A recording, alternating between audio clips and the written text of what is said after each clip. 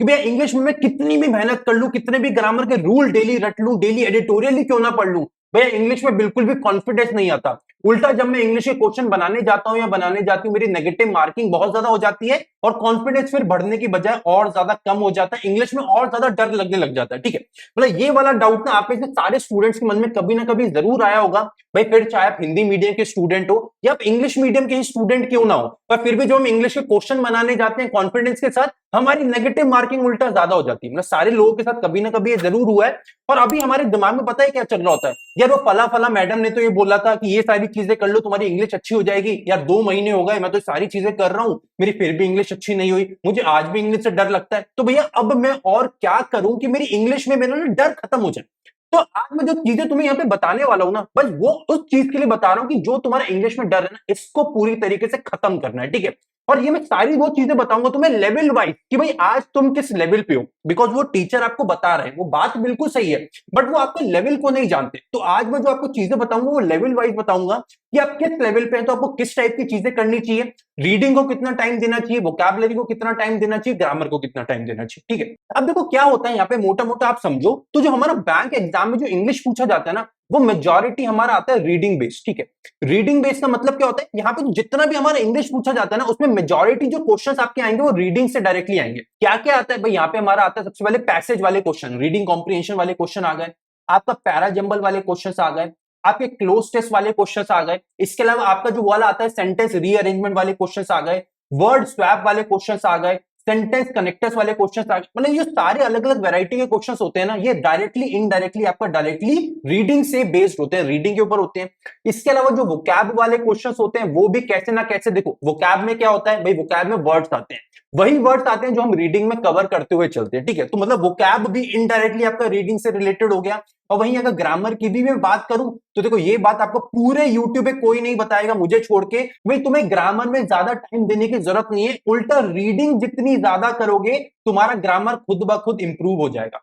अब आपका क्वेश्चन होगा भैया ये कैसे होगा, भाई ये वाली चीज कैसे हो जाएगी, तो इसको ना मैं तुम्हें बहुत गहराई से यहाँ पे समझाता हूँ। ठीक है, एक एक करके सारी चीजें समझ ले, तो आओ मैं आपको यहाँ पे सारी चीजें समझा देता हूँ। भाई बहुत आराम से सारी चीजें समझेंगे, बिल्कुल टाइम देके समझेंगे, बिकॉज इस वीडियो के बाद हमें अपना सारा इंग्लिश का डर खत्म करना है। ठीक है, तो मैं देखो इंग्लिश में ना टोटल हमारे यहाँ पे 3 पार्ट्स पूछे जाते हैं। ठीक है भाई, एक होता है वोकैब, एक होता है रीडिंग, एक होता है ग्रामर। ठीक है, अब अगर देखो तैयारी की बात करें तो भाई वोकैब में क्या होता है, भाई वोकैब में आते हैं आपके वर्ड्स। अब कहने को तो मैं बोल रहा हूं यार तुम 1500 वर्ड याद कर लो, इससे ज्यादा ना तुम्हारा एसबीआई पीओ, ना आईबीपीएस पीओ, ना आरआरबी क्लर्क कहीं पे भी नहीं आएगा। ठीक है, मतलब बैंक एग्जाम में 1500 2000 वर्ड बहुत ज्यादा होते हैं याद करने के लिए। ठीक है, अब आपका अगला क्वेश्चन होगा भैया हमें वर्ड याद ही तो नहीं रहते, भैया सबसे बड़ी प्रॉब्लम ही है कि याद नहीं रहती हमें कोई भी चीज, तो भैया अब हम क्या कर सकते हैं, तो भाई मैं आपको यहाँ पे कुछ जुगाड़ बता रहा हूँ। ठीक है, सबसे पहली चीज जो आप लोग याद कर सकते हैं ना या समझ सकते हैं भाई, उसको बोलते हैं रूट वर्ड्स। रूट वर्ड्स क्या होता है भाई, किसी किसी वर्ड में ना, किसी वर्ड में आता है आपका प्रीफिक्स, किसी वर्ड में आता है आपका सफिक्स। सफिक्स मतलब क्या होता है, सब सफिक्स में एंड में लिखा है HUX, मतलब उसका मतलब होता है एंड में, और प्रीफिक्स मतलब इसमें लिखा है PRE, प्री आर ई मतलब होता है स्टार्ट में। ठीक है, ये तो भाई प्री आपको याद है प्रीलिम्स एग्जाम, तो प्रीलिम्स एग्जाम क्या होता है, प्री मतलब पहले आता है ये एग्जाम, तो ऐसे होता है। आप कभी कभी आपने कोई शो देखा हो हिंदी में या इंग्लिश में, जब भी कभी एकता कपूर का शो आता था तो उसमें लिखा आता था प्री कैप, तो ये जो पहले प्री आता है मतलब पहले की चीजें दिखाई जाएंगी, तो प्री का मतलब होता है पहला, और सफिक्स में SUF का मतलब होता है एंड में। ठीक है, इसमें हम कैसे याद रखते हैं, फॉर एग्जाम्पल एक वर्ड होता है आपका AUD। ठीक है, AUD एक वर्ड होता है, अब इसको हम अलग अलग तरीके से एज अ प्रीफिक्स यूज कर सकते हैं, मतलब वर्ड के आगे यूज कर सकते हैं। AUD का मतलब होता है या किसी चीज को सुनना, हियर करना या लिसन करना। ठीक है, अब AUD के अलग अलग एग्जाम्पल क्या होते हैं, आपने कभी ना कभी जरूर सुना होगा ऑडियंस, ये भी सुना होगा ऑडिटोरियम, ऑडिशन, ऑडियो, ऐसे सारे वर्ड्स इनमें आगे क्या लगा AUD, मतलब AUD लगने का मतलब क्या है, ये सारे वर्ड्स रिलेटेड होते हैं सुनने की शक्ति से। फॉर एग्जाम्पल ऑडियंस, तो ऑडियंस क्या होते हैं, वो लोग जो हमें सुनने आए हैं। ऑडिटोरियम वहां पे जहां पे हम बोलते हैं और लोग सुनते हैं। ऑडियो क्या होता है, जो मैं भी बोल रहा हूं आप सुन रहे हो तो उसको बोलते हैं ऑडियो। भाई AUD, भाई इसको बोलते हैं रूट वर्ड, और यहाँ पे आप समझिए इसकी इंपॉर्टेंस क्या है, कि अगर हम एक रूट वर्ड यहाँ पे याद कर लेते हैं तो भाई एक रूट वर्ड से देखो कितने सारे वर्ड्स बनते हैं। अकेले AUD से ही आप लगा लो तो 10 से 15 वर्ड तो अकेले AUD से आप बना सकते हो, और ऐसे बहुत सारे वर्ड होते हैं।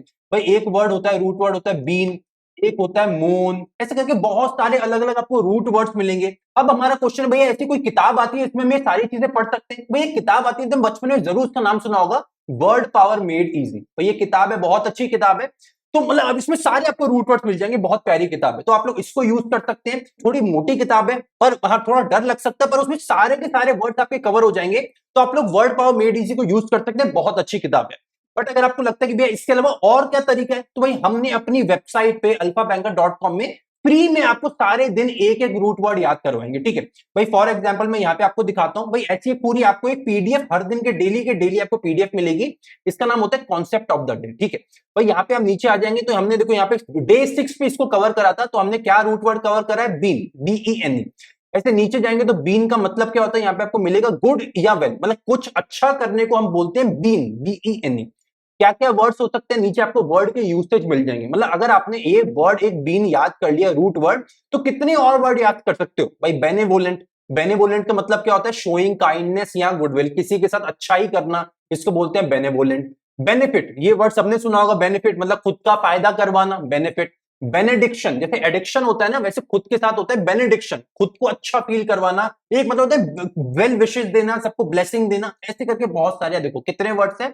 अकेले बेने बेने BENE से कितने वर्ड्स बन रहे हैं, देखो 20 वर्ड अकेले BENE से मिल रहे हैं। और ऐसे डेली बेसिस पे आपको अलग अलग टाइप के concept of the day website पे मिल जाएंगे फ्री ऑफ कॉस्ट। तो जाके आप लोग वो डेली के daily concept of the day की पीडीएफ को डाउनलोड करेंगे। इसके अलावा और क्या है भाई, वोकैबुलरी के लिए एकमात्र सॉल्यूशन जो मैं आपको बोलूंगा भाई, अगर आपकी आज इंग्लिश कमजोर है, एकमात्र सॉल्यूशन आपको बोलूंगा, उससे ज्यादा बेहतरीन कंटेंट आज तक आपने वोकैब में नहीं देखा होगा। और भाई वो कंटेंट है हमारी खुद की पीडीएफ, जिसका नाम है वोकैब आसान है। इसको हम प्यार से बोलते हैं वाह पीडीएफ, VAH, वोकैब आसान है पीडीएफ।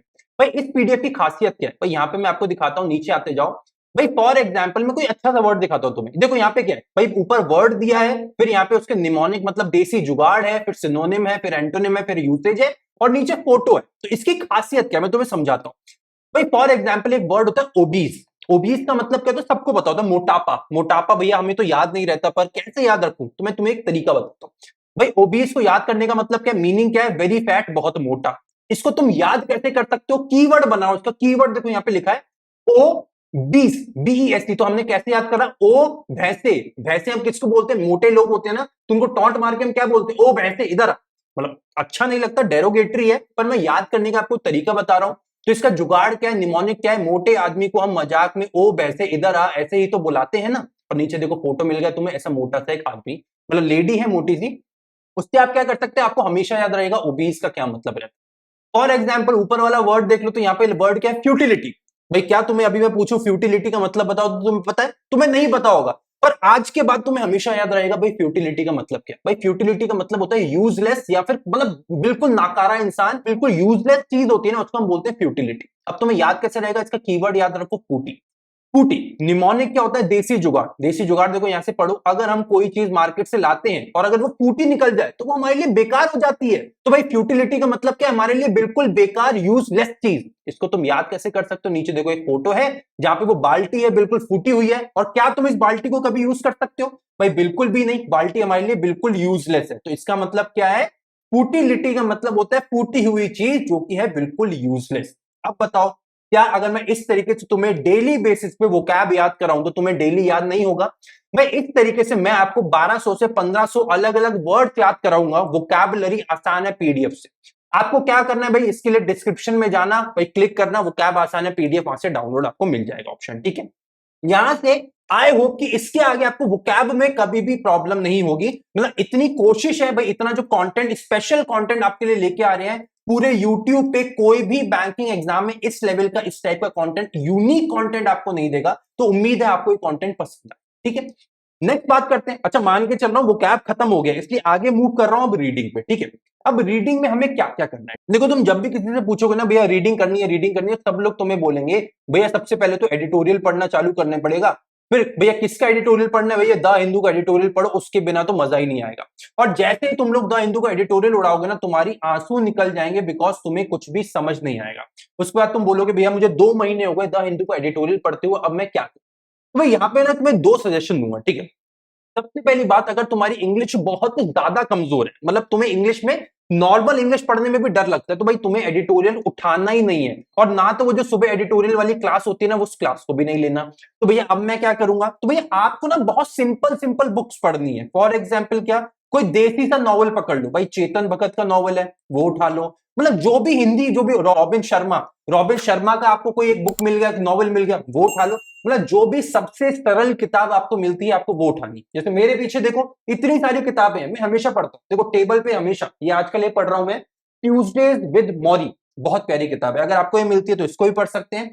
तो ऐसी कोई भी किताब पढ़ो जो भी पढ़ने में तुम्हें मजा आए और तुम्हें इजी लगे। स्टार्टिंग में कोई भी एक्सपेरिमेंट मत करो कि वाले मैडम या वाले सर ने बोला था कि एडिटोरियल के बिना काम नहीं चलेगा, ऐसा कुछ नहीं है भाई। हर साल हजारों हिंदी मीडियम वाले बच्चे जिनको अंग्रेजी का ए नहीं आता था ना, वो भी पहले अटेम्प्ट में एग्जाम निकालते हैं, पर हाँ वो पहले इनसे एडिटोरियल नहीं पढ़ते, वो दिमाग चलाते हैं, किताबों में लग जाते हैं। ठीक है, आपको डेली इंग्लिश पढ़नी है, एडिटोरियल पढ़ के पेपर नहीं निकलता, डेली इंग्लिश पढ़ के पेपर निकलता। ठीक है, पहला मेरा सजेशन ये रहेगा। ठीक है, दूसरा सजेशन क्या है भाई, अगर आपने मन में ठान लिया कि नहीं भैया मुझे तो हिंदू एडिटोरियल ही पढ़ना है, अब आप बताओ कहां से पढ़ सकता हूं। तो भाई उसके लिए भाई हमारी एक पीडीएफ है जिसका नाम है इंग्लिश ऑलराउंडर पीडीएफ।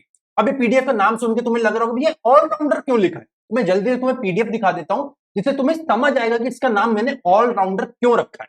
भैया पीडीएफ आपके सामने, नीचे जाओ नीचे जाओ। अच्छा ये डे 3 का पीडीएफ है। ठीक है, अभी तक हमारा डे शायद 15-16 चल रहा है।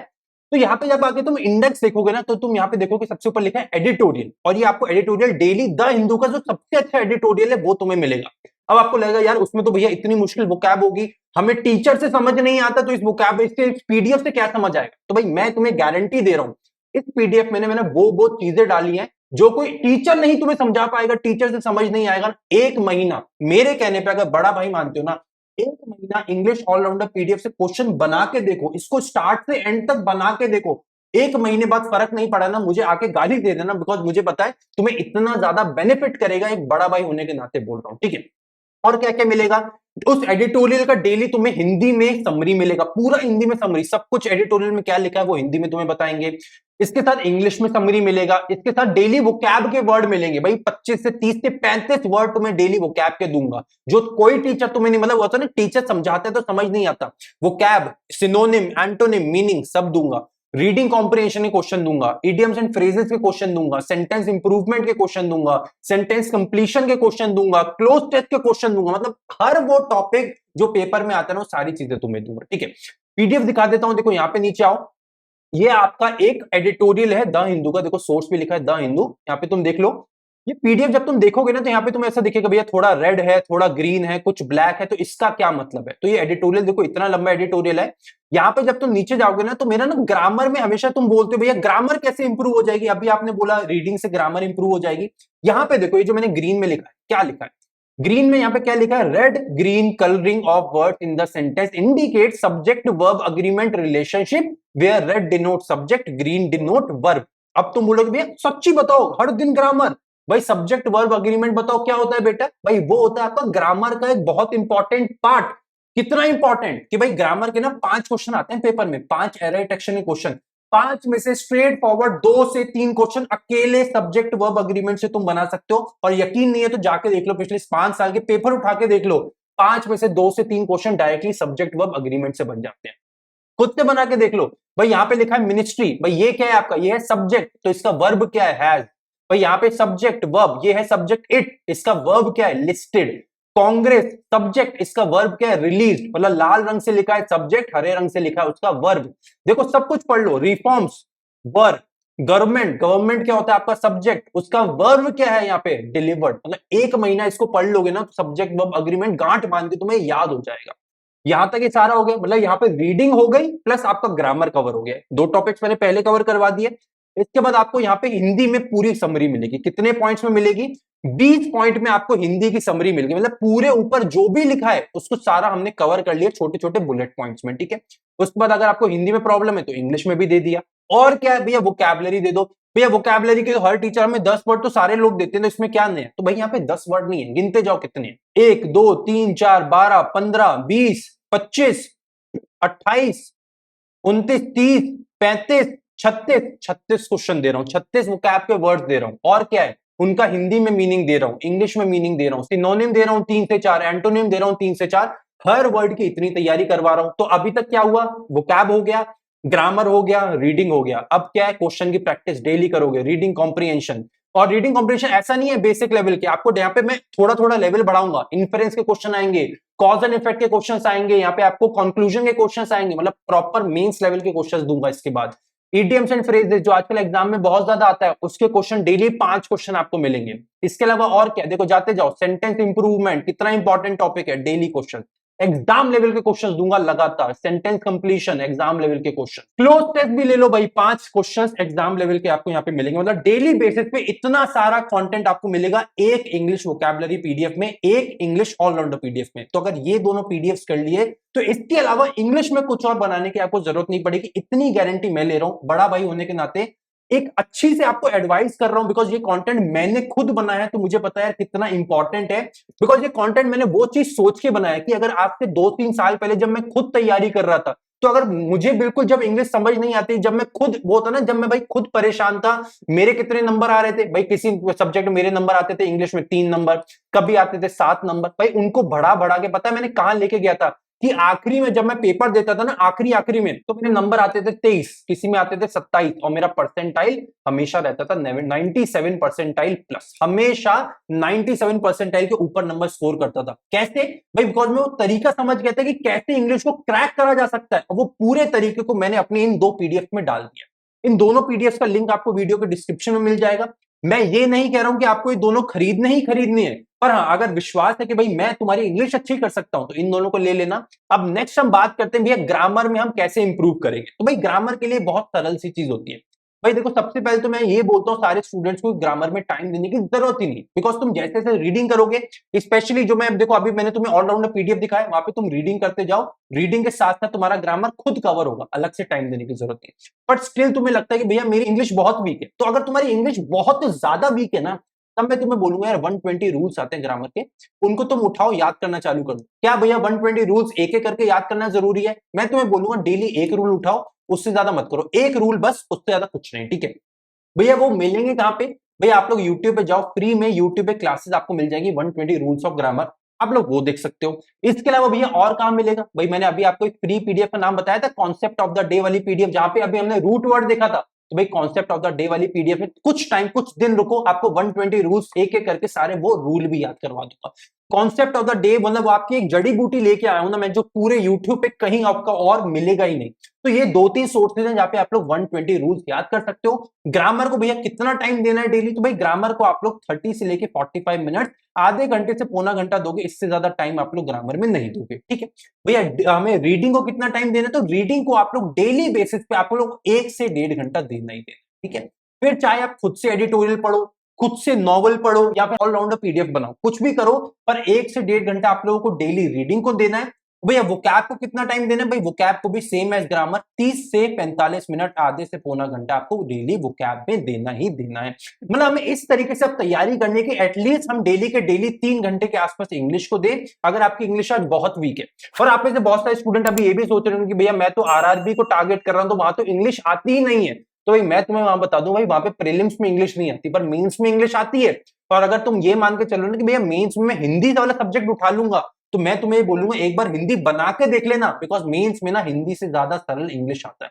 तो इंग्लिश तो तुम्हें ऑल इन ऑल करना ही पड़ेगा, because IBPS PO, SBI PO, इसके अलावा एसएससी सीजीएल ही क्यों ना हो गया भाई, सारे एग्जाम्स में इंग्लिश बहुत ज्यादा इंपॉर्टेंट है। तो ये सारी चीजें मैंने आपको बता दी, बहुत डिटेल में सोर्सेज बता दिए, फ्री सोर्सेज बता दिए, पेड सोर्सेज बता दिए, यूट्यूब के चैनल बता दिए, सारी चीजें बता दी।